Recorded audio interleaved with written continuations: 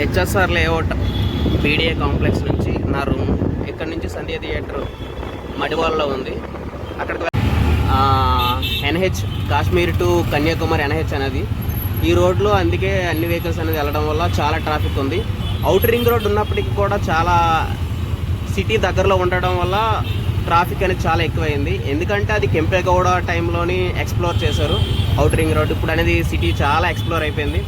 మొత్తం సిటీ అనేది outer ring road అనేది వేరేది కన్స్ట్రక్షన్ అవుతుంది.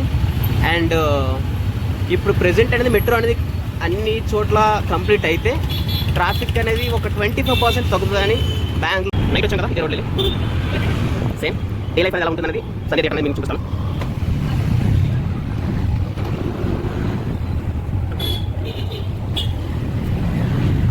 మన సంధ్య థియేటర్ వచ్చేసింది ಸ್ವಲ್ಪ ముందే ఎంత రోడ్డు మీరే చూస్తున్నారు. సంధ్య థియేటర్ నైట్ ఎలా ఉందో డే అంత మించి ఉంది.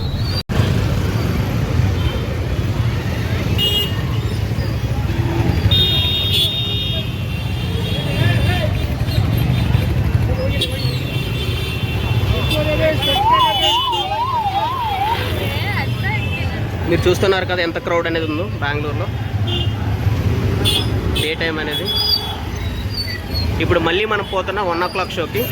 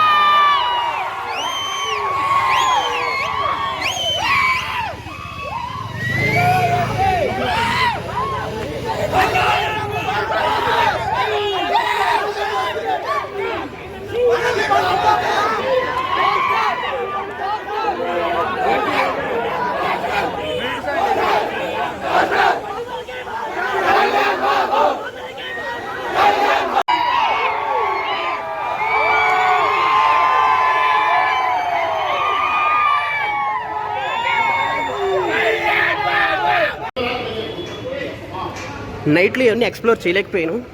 ఇప్పుడు చూడండి థియేటర్ అనేది ఏ విధంగా ఉందో.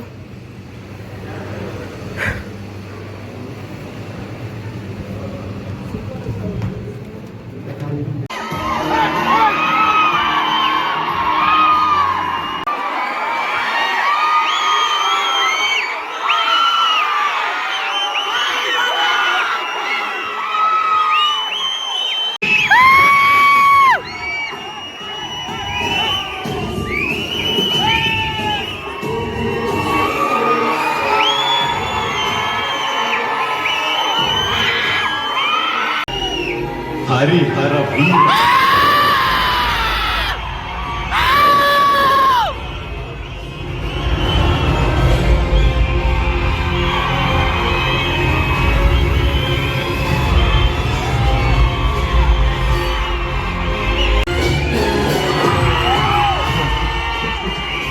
అమ్మవారు వస్తుందా వస్తుందా అని అడిగావు కదరా.